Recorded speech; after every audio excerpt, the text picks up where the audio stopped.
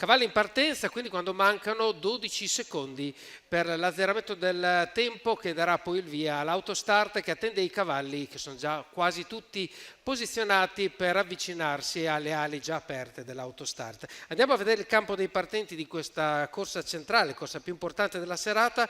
Abbiamo con il numero 1 Gimondi interpretato da VP dell'Annunziata, con il numero 2 abbiamo Gelsomini con Manuel Pistone, con il numero 3 Griffon BSM con Jenny Riccio, il numero 4 è Giordana con Alessio Di Chiara, il numero 5 Julien Trio, Marco Stefani, il 6 è Giacinto SL con Antonio Di Nardo, il numero 7 Gio Giti con Alberto Garruto. Allora le quote sostengono in questo momento la candidatura di Giordana, di Gimondi e anche di Giacinto SL come tre cavalli più appoggiati, con attenzione anche per Gelsomino che partirà dal numero 2.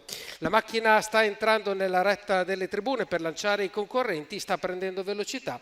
Ora si chiuderanno le ali e mentre la macchina chiude le ali abbiamo già Giordana davanti a tutti, prende la seconda posizione alla corda e la difende strenuamente Gimondi, alla sua destra c'è Griffon BSM che prova ad accodarsi dietro Gimondi e dietro di lei però prova a chiudere Gio Giti. Griffon BSM sembra riuscire a compiere l'azione del parcheggio in terza posizione, così succede, i primi 200 metri si compiono in 14,8. Giordana, Alessio Di Chiara sono al capo delle operazioni, Gimondi che un po' stiracchia nelle mani di VP dell'Annunziata è in seconda posizione, poi abbiamo Griffon BSM dopo la manovra perfettamente riuscita da Gianni Riccio che precede Gio Giti, poi tutti gli altri tre cavalli che seguono in attesa dell'evoluzione della corsa. Tra questi c'è anche Giacinto SL che come abbiamo detto è un cavallo è stato molto seguito al gioco. Stiamo arrivando al compimento dei 600 metri, in questo momento 46,9 con un 33 degli ultimi 400 metri e la corsa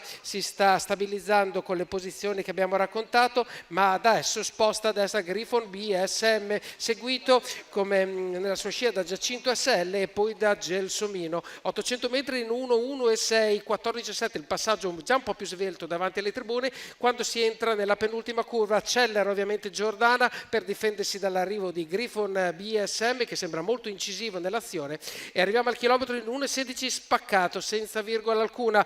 Dietro al primo c'è sempre Gimondi che guarda con attenzione cosa accade. Griffon BSM ai 500 metri sembra entrare un po' in difficoltà e quindi prende un paio di lunghezze di vantaggio Giordana che entra negli ultimi 400 metri dopo un parziale di 13,7 che ha fatto molta selezione. Lo segue solo a questo punto Gimondi e poi Gio Giti che prova a riavvicinarsi seguendo la corda, gli altri sembrano tutti in difficoltà. Chiudiamo la curva con un parziale di 14,5, si entra in retta d'arrivo. Giordana non sembra avere avversari, allunga il palo, si avvicina per il secondo posto. Gimondi prova a tenere la posizione, difendere già Gio Giti e così succede. 1,57,8, 1,13,5 il tempo del vincitore, il tempo di Giordana, guidato perfettamente da Alessio Di Chiara per la società Loverde e anche per il training di Biagio, Loverde, la società Loverde di training. Giordana, questa femmina baia di 4 anni da Ringor Treb,